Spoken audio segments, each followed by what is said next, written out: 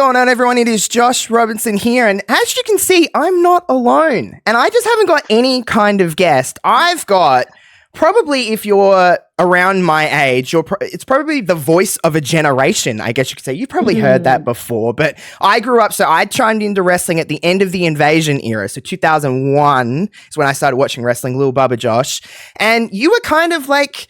There's Jim Ross, there's Jerry Lawler, and there's Lilian Garcia on Monday Night Raw. It's like, it is crazy. But first things first, before we talk any wrestling and all the other stuff, how are you? It's been crazy weather. It's been all the kind of stuff's going on where you're living on the opposite side of the world, but I've seen it and it looks pretty gnarly.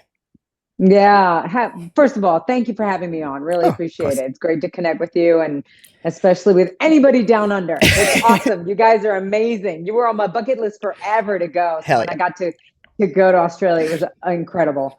But no, it's been insane over here. I got lucky in the area that I'm in, just like the pond that's by me or the little lake that's by me got filled up where it went like literally up to the walking bridge. But everything else where I've seen, in so many places, especially North Carolina, they got slammed. And so it could have been a whole lot worse. Yeah, it is. But yeah, I'm feeling for them. Oh, it is just, have you been through this kind of intense weather before in your, throughout your life? Well, I was in Hurricane Hugo. Okay. Which is kind of crazy because that was the one that hit South Carolina when I lived in Columbia, but the winds were like so intense that even in Columbia, and it really just killed Charleston and that whole area. And what was crazy was that I had just started at a radio station, and then I put a benefit jam together to raise money for them. And then that kind of catapulted me into a radio. I mean, I was just doing sales. And then, but that catapulted me to being on air, and who knew that would end up later on helping me for WWE. So you never know where life takes you. I know. Life is just a crazy thing. It just kind of takes you wherever it kind of needs to go. Like, so obviously WWE is a huge part of your life. I think it will probably always be a huge part of your life, whether you're, right in it or you're just kind of like watching from the sidelines. We'll talk about your career and stuff, but you were recently actually on Raw a few months back now you got to meet Samantha Irvin. Is that the first time that you guys met? No. Okay. No, I'd seen her before when I'd visited on set. I got to meet her. She was so cute. She was just like, oh my God, I can't believe you're standing next to me. It was so awesome. And we took a photo together, and I was, it was beautiful because she was telling me how, when she was growing up, she was watching me and she wanted to I want to be the next Lily. And I said, what's so beautiful is that you are doing that right now for the next generation. Yeah. And it blew her mind, but I'm like, that's what we all get to do. Right. Yeah. So it was really cool. Yeah. How do you think just Samantha Irvin's she's kind of skyrocketed in the last couple of years since she kind of came on the scene in WWE, but from ring announcer to ring announcer, do you just think she's just the bee's knees? Oh, no, she's doing a great job. I love that she created her own sound, her own style, is having a lot of fun with it. Social media, my God, she's come at an amazing time because, of course, I didn't have that when I was there. But so I love the fact that they have the camera on her and are able to, on the sideline, capture that. And I love that also they brought in Alicia Taylor and she's able to do SmackDown. Yeah. I think it's just great to have two women. It reminds me when at one point, Brandy was doing SmackDown and I was doing Raw. So it's pretty cool.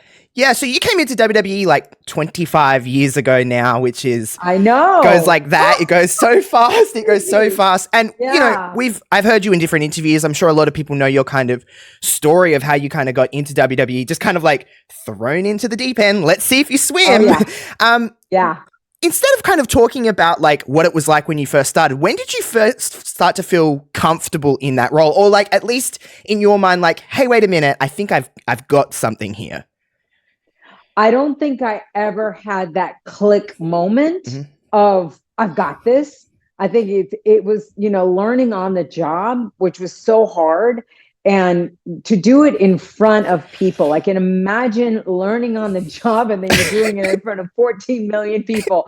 No pressure. In the height of the Attitude Era, when there's probably more eyes than wrestling had ever had to that point, and maybe still to a certain degree now, which is just insane to even think about that you're in that and just like, but I mean, I think sometimes the best parts about anything that you're learning or anything you're trying is that kind of sink or swim where you kind of learn a lot about yourself. Of like, can I do this? Because it would have been, you had like a pretty high ratio of falling flat on your face and being like, this is not going to work. How did it kind of, how did you kind of get in? Because you've always talked about the fact that you kind of watched wrestling when you were much younger, of the days of like the Ultimate Warrior and Hulk Hogan and all that stuff, then kind of dipped out like a lot of us do. How fast did you have to learn that world again when you were kind of thrust in? Because there was not a long period between you kind of getting the gig to you being on television, from my understanding. Oh, no, I was signing the contracts. So they wanted me to start on SummerSlam, which was the August 22nd, right, of 99. That week, though, I was in the Dominican Republic doing another job. So I told them, I said, I'm flying back actually on Sunday, so I can't start till Monday, which is why I started on Monday Night Raw. They still didn't tell me that I was going to be announcing on Monday Night Raw that night. But I was signing the contracts when I was in Dominican Republic that week. Wow. So we were going back and forth. So nothing was set in stone until just a few days before I actually showed up. And then I got Montezuma's Revenge, which a lot of people don't know, which was crazy because I actually had to get an injection to be able to get on the flight to go home that Sunday because it was that bad. I had gotten a parasite. And so for 5 weeks, it was horrible. But so my first day on the job, not only is it starting with no training whatsoever, being thrown in the deep end, like being told at 3:30 that afternoon that I'd be replacing the legend Howard Finkel. But then what nobody knew too is I'm fighting Montezuma's Revenge as well. I mean, it was like no pressure, right? Everything was stacked. Talk about feeling sick. Like that's why I say that literally 20 minutes before going live, when Mark Yaton looked at me and he's like, "Oh yeah, by the way, you can't use cue cards." I looked at that exit sign and I almost ran. I don't blame you. You guys I mean, come on, right? I don't think anybody would have blamed me. But something told me to stay in my seat. Something told me just to chunk it out. I had flashbacks of what have I done in my past when I've been put in sink or swim situations, which is why I love now going to corporations and talking about that. You know, whenever you're in these really high stressful situations, what to do in the moment when you get thrown into that deep end and how to have what I call arena level confidence, right? Going into through those moments. Yeah. And it's crazy because I think it's different than commentary, because commentary, you can kind of, if they fumble, they can kind of apologize for the fumble. Totally. But if you fumble, that up. You can't be like, so sorry. Like, you just have to kind of just go with it. And then, so if you fumble, it's like, if a ring announcer fumbles, it's like, oh my God, they're horrible at their social media world. But if a commentator does it, they can kind of just correct themselves. You don't get that chance. They literally get to do this. Excuse me. I mean, you know, and it's no problem, right? We didn't get to do that at all. There was never, and especially all those rules. And remember, no cue cards, had to memorize everything. So with me, what people didn't realize as well, you know, they asked me if I wanted to do at first, they didn't ask me that at first. At first, the job was, we'd like for you to do Monday Night Raw, announce, and then do backstage interviews on SmackDown. Howard Finkel was now going to just do the live events on the weekends. Okay, so they wanted to still keep him employed, give him that, and give me Monday Night Raw and SmackDown. Okay, but what happens is I was literally announcing once a week. So I didn't get an opportunity really to like create a cadence. Yeah. You know, when you're at a cash register and you're learning the register, you're a cashier or learning the register, what makes you be able to get in the rhythm is to be able to do it day in, you know, you start getting into a flow. With me, because I'm doing it once a week, it's like I mess up, then I have to wait a whole nother week, right? So I think it takes a little longer. So there was many times that I'm trying to memorize all of these things, and then I'd fumble, and then it's like, oh, you can't say excuse me, you got to keep going. And I guess it's not only that, is that you're not just learning two people's names. You were learning an entire roster for 2 hours of television at that point every week. And it's not like it's the same cast every single week. There's always someone popping in. Oh, we've got this person coming back today. And especially in that era where everything was just go, go, go at 100 kilometers an hour. It was just crazy. Like, what was that like in that time? Because you come in the peak of it, of like just the craziness. I know. You know, Devon Dudley and I had a conversation. I believe it was it was one of the anniversaries for Raw. We were backstage and we're like, can you believe we were part of the Attitude Era? Like at that time, we didn't realize what that era was, the height of it. Yeah. We had no idea, right? It's not till now that you can look back and go, whoa, was that ever crazy and special and amazing? And you look at even the signs that were in the stands. It was so beautiful to see all those signs. And then years later, they kind of dwindled and disappeared. And, you know, I am so grateful. Even as hard as it was, I'm also so grateful. It gave me the training ground that now I really do feel like I can be thrown into any deep end and be able to survive it. It was crazy. It was really neat. It's just a crazy journey that you kind of had. I mean, I was kind of going back through just a catalog of stuff that you have been involved with. You know, you're the WrestleMania wise, the only women that have appeared more than you is named McMahon, and that's Stephanie. Like, you have appeared at more WrestleManias than any woman in the history of that company, which is crazy. Like, legitimately, I was going back and I went through and counted. I'm like, well, not Stephanie and not Linda, obviously included, but like you've appeared at more WrestleManias. I didn't know that. Yeah, just because you're just there. That's like you're there ring announcing, you're there singing, you're there doing all your stuff, and it's like, well, Lilian is kind of like, we talk about so much. I know you kind of dipped out in 2009. You come back, and stuff in the early 2010s. But you know, we talk about the women's evolution and what Trish and Lita and Victoria and Jazz and all of those great women that you got to share a locker room with. Yeah. They all did, but like, you paved the way for a space that women did not do this in wrestling, at least on a mainstream scale. Like, you did such incredible things for the likes of Alicia Taylor and Samantha Irvin to kind of be able to revel in today. And it's like, you are a part of that women's evolution, whatever they want to tag it as, but you're just a part of that crop of women that kind of paved the way for what we get to enjoy as fans now. I'm just a fan and I just love wrestling, but I mean, like, you kind of were in that group of women that knocked down the door, I guess you could say. Well, I want to give WWE the credit, of course, to have given me the opportunity to see that, hey, let's try out a woman in this role and just really like expand it, and giving me the opportunity to be the first female to ever announce WrestleMania. Yeah. It is still blowing my mind. What was your first WrestleMania? Was it 15, was it? Or was it WrestleMania 2000? Oh, the year?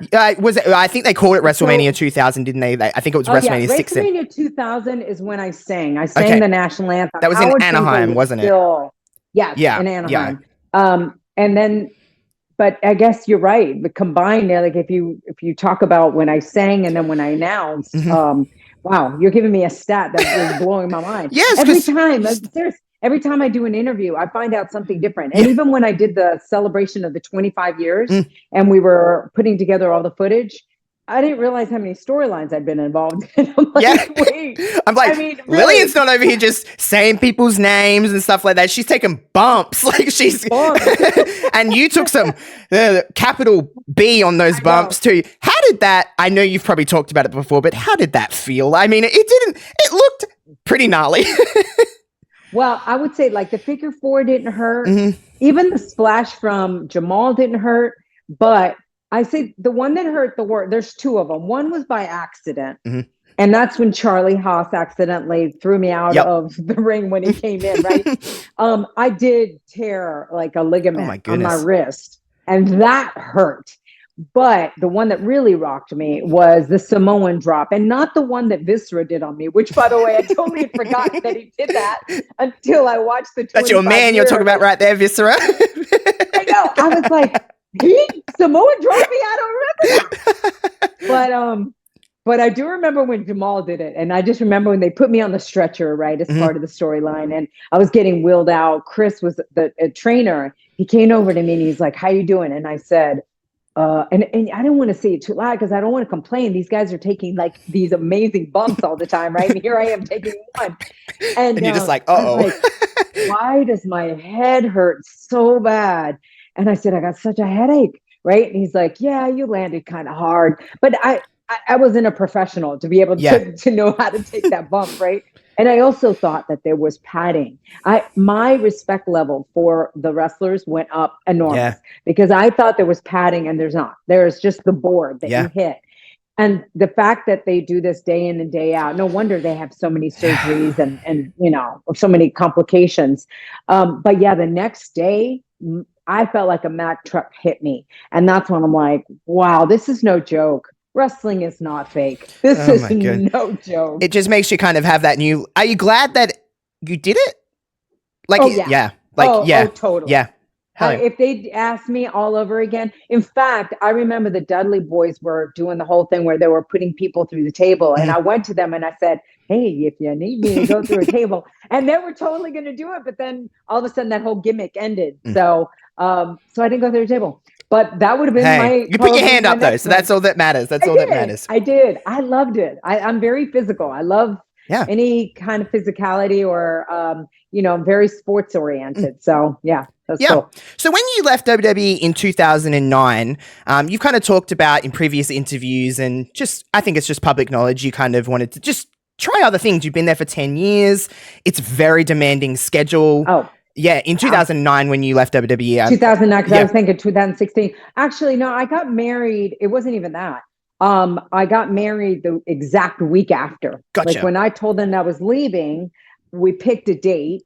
And then I picked my wedding date and was really wild that it was from one Monday extremely to the next Monday. One chapter was closing, another chapter was opening. My goal when I told them that I was leaving, I told them like in March or April or something of that year. And I left in September.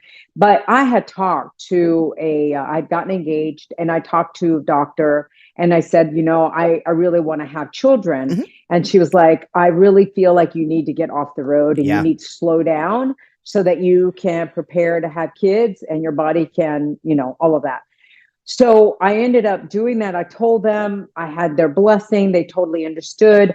I got married, but then by that next April, nothing was happening with having children. And so I ended up going in and then found out that it was too late for me. Yeah. So I couldn't believe it. I was like, I never thought that not having children was going to get decided for me. I didn't realize that I wasn't going to be able to control that. Right. So it was really devastating to me at the moment. Imagine. I mean, it was just something I didn't foresee.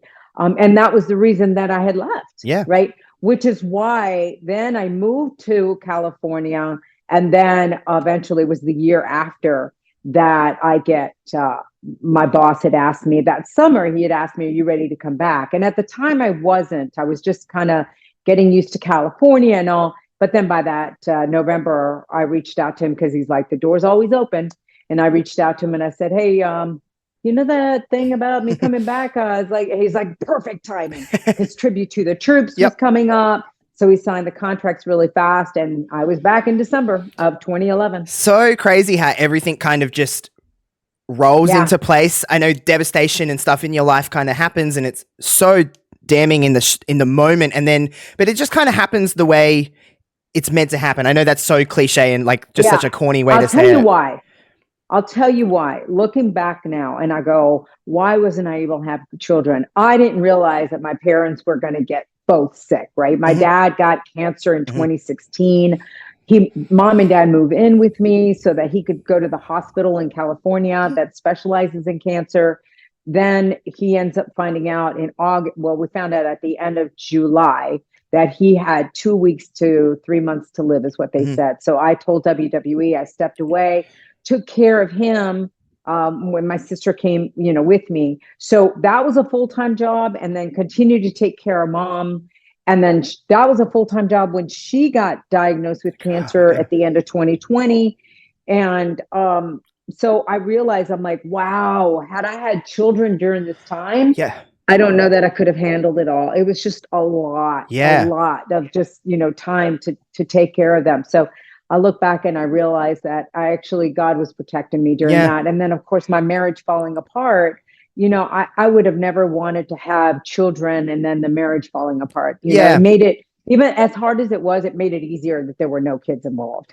Yeah, absolutely. Like as a kid of divorced parents, it's tough. Mm, It's a tough thing to kind of, yeah. they're trying to work out their stuff as adults, but then they've got children, and it just gets, lack of a better term, just messy, and Yeah. it's never a fun situation. So it all happens the way that life is meant to happen, in its weird and wonderful and crazy way that it does, but it kind of happens. So just to wrap up here, I don't want to take up too much of your time or anything like that, but a couple more things that I just want to ask is when you were originally in your original stint in WWE in the 99 to 2009. Were you on the road? Like, so you said that Howard Finkel did live events. He did some WrestleManias and stuff like that, some pay-per-views, I believe. Were you on, how long before you were kind of like, were you on the road live events, like looping around with all the talent pretty early on? No, I wasn't. So when they gave me that contract, and like I said, at first, that's what they wanted, because they wanted to have Howard announcing that. Then later on, they asked me, they put Howard more backstage. He was working a lot of the backstage stuff, behind the scenes, I should say, in the office and all. And then they asked me, do you want to be on the road 300 plus dates a year? But I was married, and I was like, oh no, I don't think so. Like I wanted a balanced life. I really did.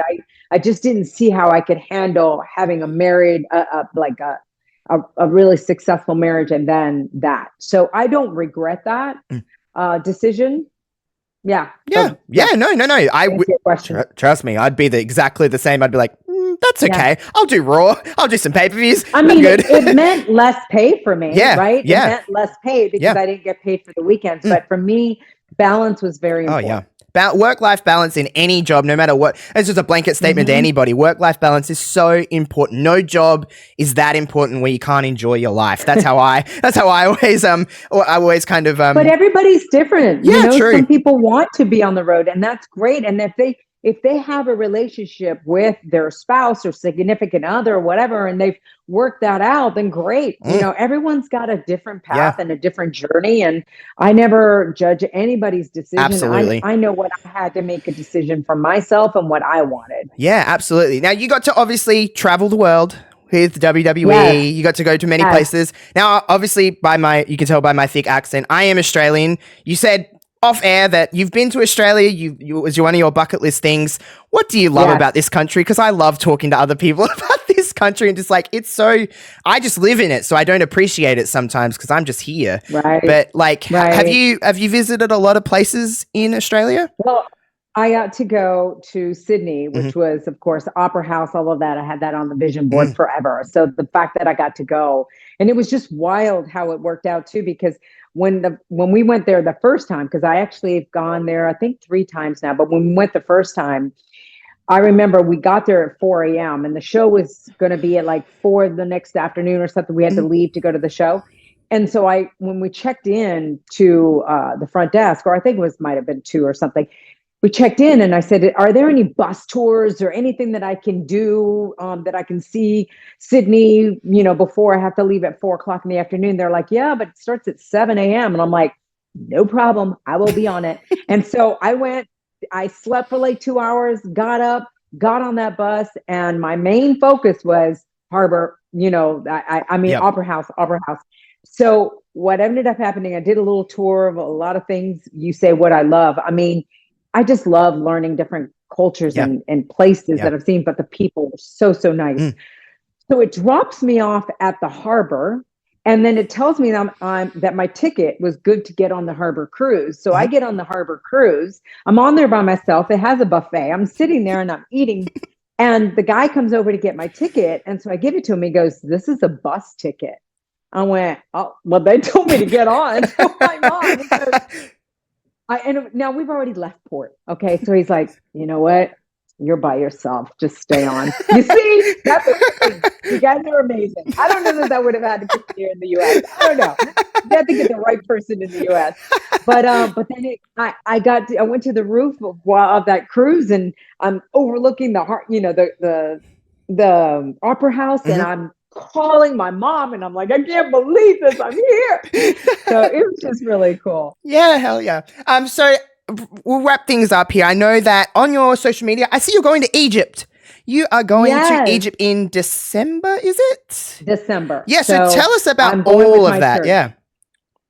So when I wasn't able to have children, I said, okay, if I can't have kids, but I love kids, I want to be able to help out in any kind of way that I can. And now this trip came, and I was told that it had to do with dealing with children. Part of it has to do with dealing with children. And so I'm like, you know what? I got to go. And I got to go. That was another place that was on my bucket list. And I got to go, spent 2 days there, and I got to go inside the pyramid, which was amazing. But I haven't been there like in the way that I'm going to go now. I'm going to spend 9 days there, and it's going to be very, very remote. I'm going to be living like within the confines of how the Egyptians live. But there is something that I've always been attracted to Egypt. I have so much artwork and statues and all that. I feel like I used to live there in a former life. I don't know what it is. Any show that I could watch about Egypt, I'm fascinated. Cleopatra, all of it. All of it. Yes. My bedroom is decorated with Egyptian stuff. So when this trip came, because it was always my on my vision board to do a mission trip somewhere, and it's in the middle of my vision board. Manifestation. So when this trip came up, yep, it is. Yeah. And so when this came up, and they're like, well, the only one that we have left for this year is Egypt, and the dates coincide. There's something very special about Christmas, and I really think it's because my dad passed on Christmas Day, so I feel closer to him during the holidays. I'm the opposite. Some people don't want to celebrate when their loved ones pass on the holidays. I'm completely opposite. Yeah. I feel like I want to celebrate even more for them. Yeah, I feel their spirit, their energy, and all. And so going there during the holidays is going to be so special. My dad, he wanted me to adopt like a little boy. So I just feel like there's going to be something so cool with the kids so connected to it. Yeah. And I just have to say thank you to the fans that donated. I mean, the funds were raised in a very short time. I got to get the funds raised to cover the trip and then some. So if anybody wants to continue to help out, it goes straight to the church. I'll put a link in the description of this video, and I'll put a link to all your stuff as well to go to your Instagram, because you posted a lot about the trip upcoming, and you do a lot of like lives and stuff like that on Instagram as well that I pop in and see. And every Monday morning at 9 a.m. Eastern time. Yeah. So you can go and do that. So go to the link in the description here and help out with this trip to 2 months away. I know it's like crazy that it's October already. But it's going to be a time. And I'm sure you'll have all about it all over your social media and stuff like that. But two more things is just firstly, thank you so much for the I made a video. It was probably about 6 months, something like that ago, about your career. I highlight women's wrestling and stuff like that. And one night I was just like, Lilian Garcia commented on your YouTube video. I'm like, well, this must be some fake page or something like that. And it had the little tick, and I was like, hold on. Wait a minute. You had seen somehow that video that I had created and just kind of said like a thank you and stuff like that. And man, that stuck with me. This is how kind of this interview kind of came about. I was like, I would love to chat with Lilian more. And then it just kind of spiraled from there. But thank you for just however you seen that and taking the time to comment, because it meant a lot. I appreciate it. No. You took the time to create it, right? You took the love and the passion, whatever it was, to create it. When it came across I think it came across my feed, or someone sent it to me. I'm not really sure. But I just remember watching it with the biggest smile on my face, because a lot of times we forget what we do. Yeah. Right. Life just keeps going, and you just forget. And so to watch that and to know that somebody put the care and the love to put something like that together, that's why I appreciate the fans so much. You guys have been incredible to me all of these years, especially learning on the job. You gave me grace. And so I can't appreciate you more, really. So thank you. We all love you. If I can speak on the behalf of every fan ever, we all love you. If you're my age, like I said, we grew up with you, the sound of you saying our favorite superstars. You said some of the biggest names in the business and you were their soundtrack. And it was wonderful. And it's wonderful being able to talk to you today. Anything you want to say to all the fans other than what you said before? And please feel free to tell everyone where they can find you on social media. Yeah, well, I mean, you can find me at Lilian Garcia. Remember, Lilian's with one L in the middle. That's where mostly I'm on Instagram. And so on Facebook, if you are on there, it's a Lilian Garcia official fan page, but I post mostly on Instagram. And I have such a passion now for speaking and for going to corporations or schools and churches and sharing my story, sharing any knowledge that I can pass along, wisdom, things that I've learned to help you better in your life. I'm all about it. So all you have to do, if you know of someone that wants to bring me into your organization, just go to booking@liliangarcia.com. That goes to my team. Guess you're going to put a little link to it. I'll put a little link to it. Perfect. Yeah, go there. It doesn't go to me. Like, don't do it just to say hi. It goes to my team. So strictly for professional outreach, for booking, do that. But that my team can start coordinating with you on how to bring me in. Do all the things and give all the love to Lilian because she deserves it a lot. So thank you so much, Lilian, for just taking the time to do this today. And we'll catch you on the next one, guys. Bye-bye.